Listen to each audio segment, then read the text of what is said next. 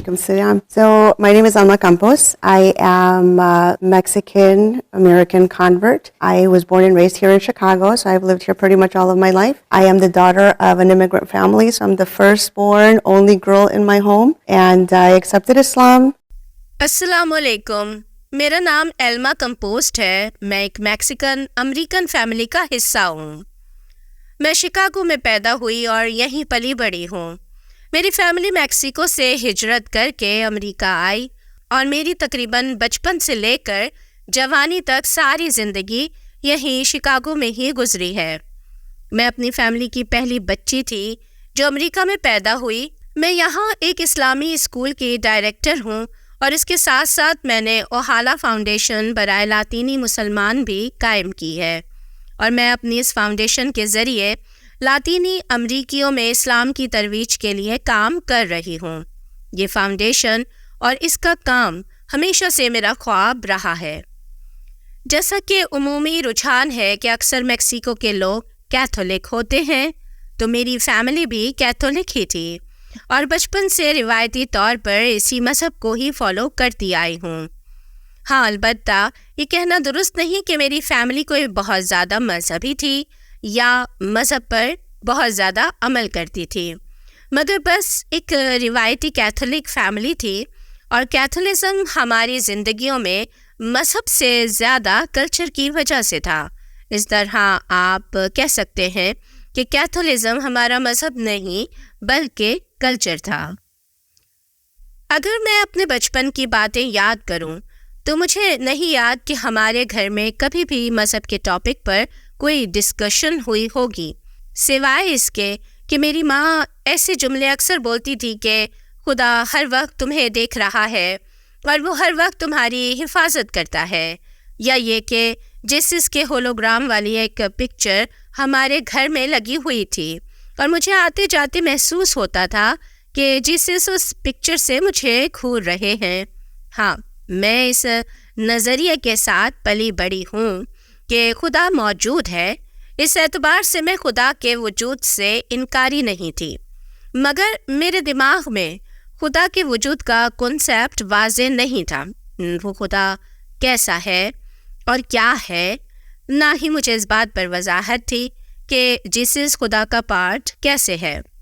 मुझे कभी ये चीज़ें समझ नहीं आई थीं और ना ही मैंने कभी इनको अहमियत देकर कभी समझने की कोशिश की थी।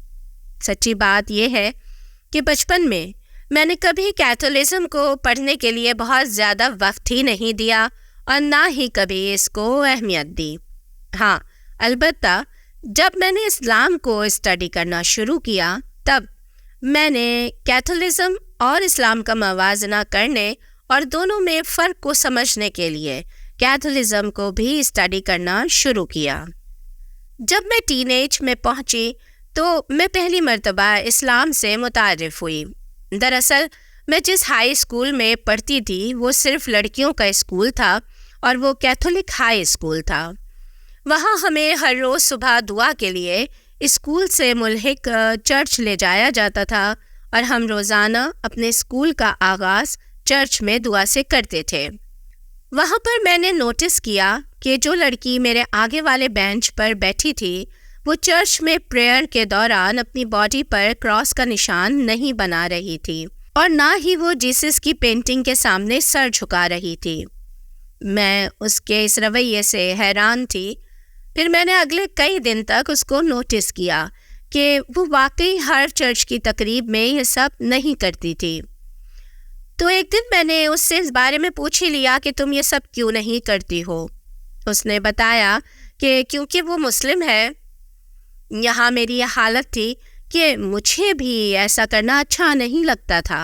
मैं नहीं जानती कि ऐसा क्यों था, मगर मुझे भी इस तरह बॉडी पर क्रॉस का निशान बनाना अच्छा नहीं लगता था।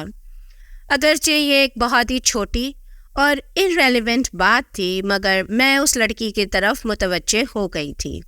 मैंने नोटिस किया कि आम जिंदगी में वो बिल्कुल वैसी ही आम लड़की थी जैसी कि मैं थी, और उसके अमल से ऐसी किसी चीज़ का इजहार नहीं होता था कि पता चलाया जा सके कि वो मुसलमान है। ना ही वो स्कार्फ लेती थी اور نہ ہی کوئی دوسری ایسی علامت تھی، مگر اس کے ساتھ گفتگو نے میری آنکھیں کھولیں کہ دنیا میں میرے مذہب کے علاوہ بھی کوئی مذہب ہے۔ پھر میری اس سے اچھی گپ شپ رہنے لگی اور جلد ہی وہ میرے ہائی اسکول کی میری سب سے اچھی دوست بن گئی۔ ہماری مذہب کے ٹاپک پر کافی تفصیل سے گفتگو ہوتی تھی اور مجھے وہ اکثر اپنے ایمان کے متعلق بتاتی رہتی کہ ہم بطور مسلمان کن چیزوں پر اعتقاد رکھتے ہیں اور کیا چیزیں ہمارے ایمان کا بنیادی حصہ ہیں، اسلام میں توحید کا کیا کانسیپٹ ہے اور حضرت عیسیٰ علیہ السلام کے متعلق مسلمانوں کے کیا عقائد ہیں، وغیرہ وغیرہ۔ اس کے علاوہ ہم موت کے بعد والی زندگی کے بارے میں بات کرتے، اور یہ سارے وہ موضوعات تھے جن کے بارے میں میرے دل میں ہمیشہ سے تجسس تھا اور میں ہمیشہ ہی ان موضوعات پر تفصیل کی کھوج کرنا چاہتی تھی۔ ہم اس موضوع پر بات کرتے کہ کائنات کس نے بنائی، کیسے بنائی، کیوں بنائی۔ اس کے علاوہ ہم لوگ انبیاء کی کہانیوں پر بات کرتے، اور میں دیکھتی کہ انبیاء کی کہانیاں جس طرح اسلام بیان کر رہا تھا وہ اس سے کافی مختلف تھی جو کہانیاں ہمیں بائبل میں بتائی جاتی تھیں۔ میرے مذہب کی کہانیوں کی نسبت اسلام میں بیان کی گئی چیزیں زیادہ واضح اور شکوک سے پاک تھیں۔ اسلام کی تعلیمات میں چیزیں بہت پیور اور بہت کلین تھیں، اور یہ ایک بہت بڑا فرق تھا۔ اس طرح آپ کہہ سکتے ہیں کہ میں بچپن سے اسلام کی سچائی اور اچھائی سے متاثر ہو چکی تھی۔ اس وقت تک میں نے بائبل کا مطالعہ نہیں کیا تھا، میں صرف ان کہانیوں کا موازنہ کر رہی تھی جو مجھے بائبل کے حوالے سے سنائی گئی تھیں، ان کہانیوں کے ساتھ جو میری دوست مجھے سنا رہی تھی۔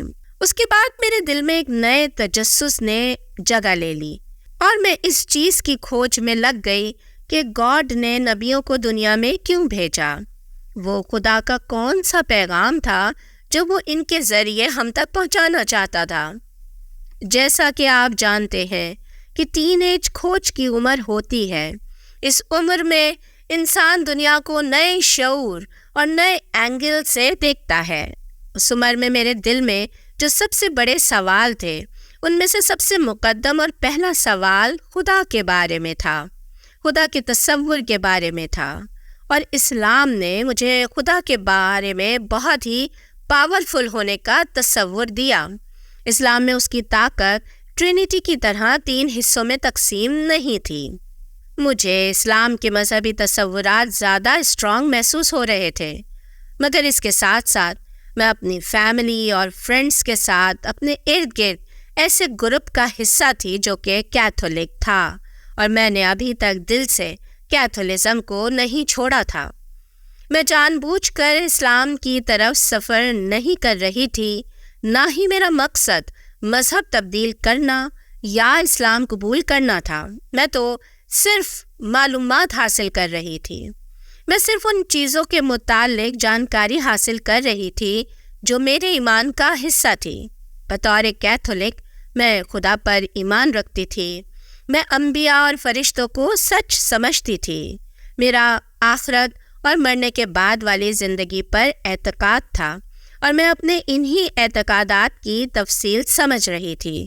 میرے دل کے کسی کونے میں بھی یہ خیال نہیں تھا کہ میں مذہب بدل لوں گی، نہ ہی میں یہ ساری نالج مذہب تبدیل کرنے کے لیے حاصل کر رہی تھی، مگر میری یہ کوشش مجھے آہستہ آہستہ اسلام کی طرف لے جا رہی تھی۔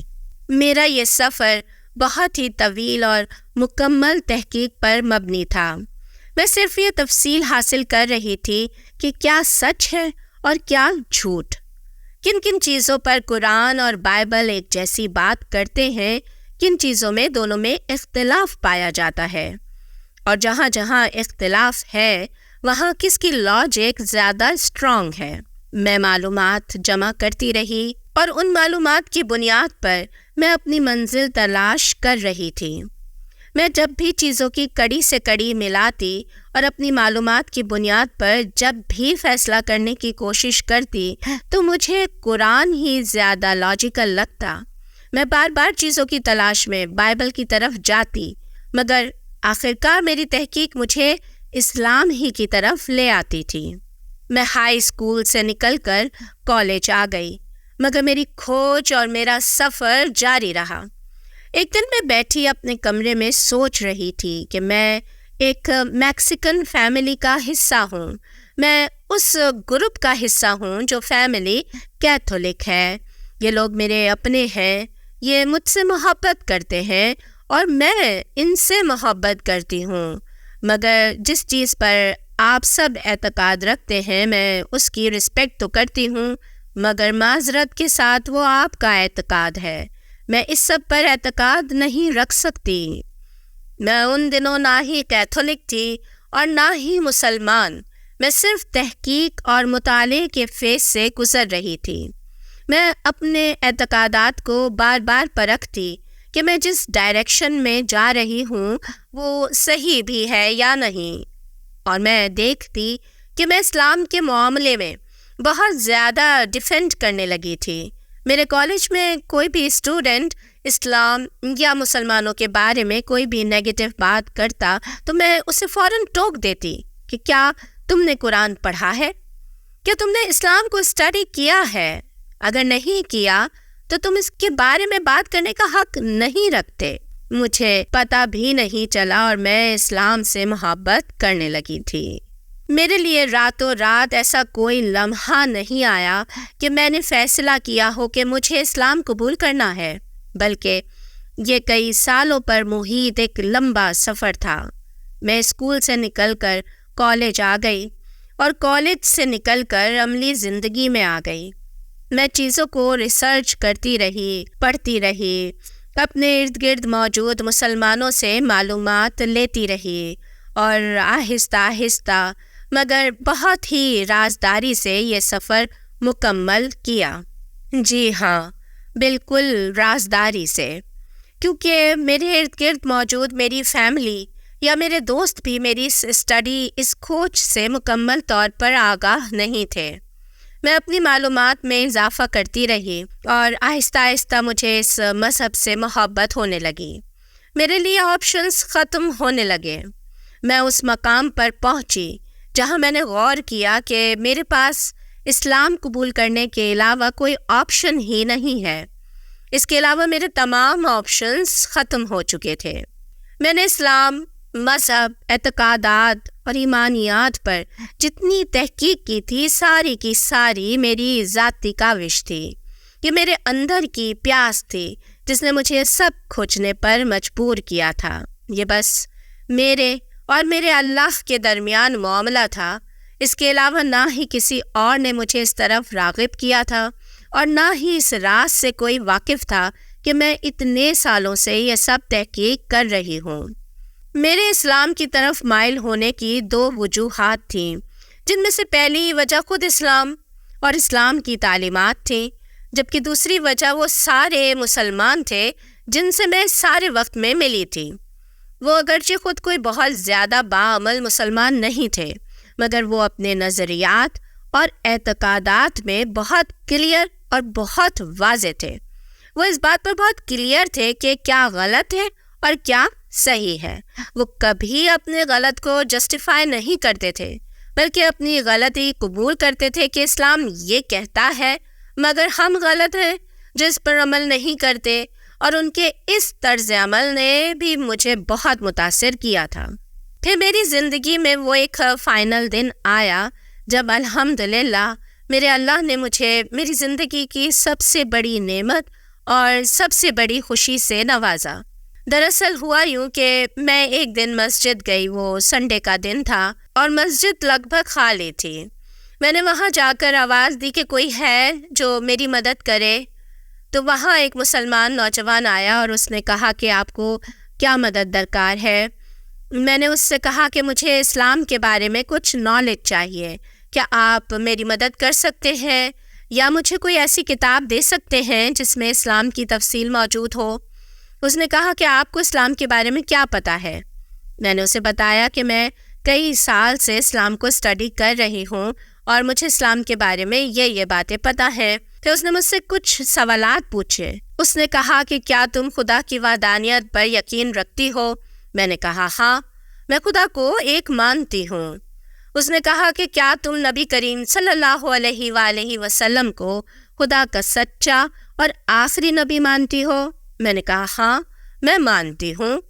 اس نے کہا کیا تم ایمان رکھتی ہو کہ حضرت عیسیٰ علیہ السلام خدا کے بیٹے نہیں تھے اور کوئی خدا کا بیٹا نہیں ہو سکتا؟ میں نے کہا ہاں، یہ سچ ہے۔ اسی طرح اس نے مجھ سے کئی سوال پوچھے اور میں نے سب سوالوں کے جواب ہاں میں دیے۔ اس نے کہا سبحان اللہ، اس سب کے بعد تو تمہیں فوراً اسلام قبول کر لینا چاہیے، تم کلمہ شہادت کیوں نہیں پڑھ لیتی؟ مجھ سے یہ سوال پہلے کبھی کسی نے نہیں پوچھا تھا۔ میں بالکل خاموش لاجواب اس کے سامنے کھڑی تھی اور مجھے سمجھ نہیں آ رہا تھا کہ اس کے سوال کا کیا جواب دوں۔ میں اب اکثر لوگوں سے کہتی ہوں کہ اگر آپ جانتے ہیں کہ اسلام سچ ہے، اگر آپ کو اسلام کی تعلیمات متاثر کرتی ہیں تو اسلام قبول کرنے میں دیر نہ کریں، کیونکہ آپ کو نہیں پتہ کہ کل کیا ہو۔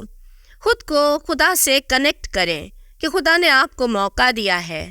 اگر آپ ساری باتوں کو سچ مانتے ہیں اور پھر بھی اسلام قبول نہیں کرتے تو آپ دراصل گاڈ یعنی اللہ کی توہین کر رہے ہیں۔ آپ اس سچ کی توہین کر رہے ہیں جسے آپ دل سے مانتے ہیں کہ وہ سچ ہے۔ اس بھائی کے سوال سے میرے دل میں خیال آیا کہ ان ساری باتوں کو سچ ماننے کے بعد بھی اگر میں اسلام قبول نہیں کروں گی تو دراصل میں خدا کی توہین کروں گی، میں قرآن کی توہین کروں گی اور میں ہر اس سچائی کی توہین کروں گی جسے میں دل سے سچ مانتی ہوں۔ یہ احساس، یہ خیال میرے دل میں اتنا مضبوط ہو کر ابھرا کہ میں اس سے انکار نہیں کر سکی۔ میں نے کہا کہ ہاں، میں کلمہ پڑھنے کے لیے تیار ہوں۔ میں نے اسی وقت کلمہ پڑھا اور اسلام قبول کر لیا۔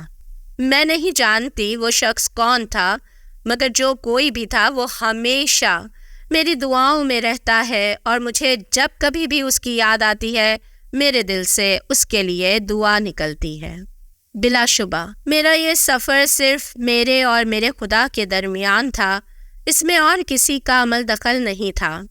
یہ صرف میرے اللہ کی میرے لیے ڈائریکٹ ہدایت تھی کہ اتنے سال اس نے مجھے خود سے جوڑے رکھا اور مجھے بھٹکنے نہیں دیا۔ میں اس لمحے کی خوشی بیان ہی نہیں کر سکتی جب میں نے کلمہ شہادت پڑھا اور میں نے کہا کہ اے اللہ، میں تیری بندی خود کو تیرے حوالے کرتی ہوں اور ایمان لاتی ہوں، گواہی دیتی ہوں کہ تو ہی میرا رب ہے۔ اسلام قبول کرنے کے بعد میں نے کافی عرصہ اسے اپنے پیرنٹس سے چھپائے رکھا۔ میں اس کے بعد کافی تذبذب کا شکار رہی کہ اب میری آئندہ زندگی کیا ہوگی، میرا کیریئر کیا ہوگا، میں شادی کس سے کروں گی، میرا لائف اسٹائل کیا ہوگا۔ میرے اگلے کئی ہفتے اور کئی مہینے اسی پریشانی میں گزرے، کیونکہ اس معاملے میں میرا کوئی رازدار بھی نہیں تھا، اس لیے میں کسی سے مشورہ بھی نہیں کر سکتی تھی۔ میں نے اپنی زندگی کا سب سے بڑا فیصلہ کیا تھا اور وہ بھی بغیر کسی پلاننگ کے۔ حادثاتی طور پر اس بھائی نے مجھے کلمے کی دعوت دی اور میں نے اس کی دعوت قبول کر کے اسلام قبول کر لیا تھا۔ مجھے سمجھ نہیں آ رہی تھی کہ اب آگے کیا کرنا ہے۔ میں نے اسلام قبول کرنے کے بعد بھی اسے خفیہ ہی رکھا۔ اس کی دو وجوہات تھیں۔ پہلی یہ کہ میں ان کو بتانے سے ڈر رہی تھی کہ ان کا رد عمل منفی آئے گا اور وہ اس بارے میں برا بھلا بولیں گے۔ دوسری یہ کہ میں اپنے اسلام قبول کرنے کے بعد کے فیس کو انجوائے کر رہی تھی، بہت خوش تھی۔ میں نہیں چاہتی تھی کہ اس موقع پر دوسروں کو اپنی خوشی غارت کرنے کی اجازت دوں۔ اس کے ساتھ ساتھ مجھے یہ بھی ڈر تھا کہ وہ مجھے اسلام چھوڑنے پر فورس کریں گے۔ ان سب وجوہات کی وجہ سے میں نے کسی کو آگاہ نہیں کیا تھا، مگر ایک ہی گھر میں رہتے ہوئے ایسی باتیں لمبا عرصہ چھپائی نہیں جا سکتیں۔ ایک دن ہم ساری فیملی ڈنر کے لیے باہر گئے اور ہم ریسٹورنٹ میں بیٹھے ڈنر انجوائے کر رہے تھے کہ میرے والد نے میری شادی کی باتیں شروع کر دیں کہ ہم تمہاری شادی ایسے کریں گے، فلاں بڑے چرچ میں اہتمام ہوگا، اور میں ان کی باتیں اگنور کر کے کھانا کھا رہی تھی کہ اچانک میری مام نے کہا ایسا کچھ نہیں ہوگا۔ میرے والد نے حیرانگی سے پوچھا کہ کیوں نہیں ہوگا؟ تو مام نے کہا کہ تمہاری بیٹی مسلمان ہو چکی ہے، میں حیران تھی کہ مام کو کیسے پتہ چلا۔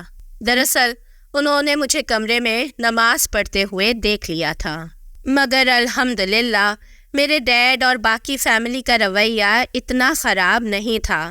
انہوں نے اس تبدیلی کو خاموشی سے برداشت کر لیا۔ آج مجھے اسلام قبول کیے 23 سال ہو چکے ہیں۔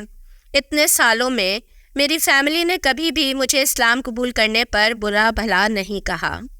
انہوں نے محسوس کیا کہ اسلام قبول کرنے سے میرے اندر اچھی تبدیلیاں آئی ہیں۔ میں زیادہ لونگ، زیادہ خیال رکھنے والی بن گئی۔ میری شخصیت زیادہ میچیور، زیادہ بردبار ہو گئی، اور ان سب تبدیلیوں کی وجہ سے انہوں نے کہا کہ اچھی بات ہے، تم ایک زیادہ بہتر انسان بن گئی ہو۔ مگر ان کے لیے زیادہ مشکل تھا جب میں نے اپنا بزنس بیچ کر مڈل ایسٹ شفٹ ہونے کا فیصلہ کیا، کیونکہ وہ پریشان تھے کہ میں اتنی کم عمری میں ایک اجنبی ملک میں کیسے گزارا کروں گی۔ مگر الحمدللہ یہ سب بھی ہو گیا اور میں اپنا بزنس سیل کر کے جارڈن شفٹ ہو گئی۔ میں امید کرتی ہوں کہ میری کہانی کسی اور اسلام قبول کرنے والے کے لیے رہنمائی کا ذریعہ بنے۔ اس کے ساتھ ہی مجھے اجازت دیجیے۔ السلام علیکم ورحمۃ اللہ۔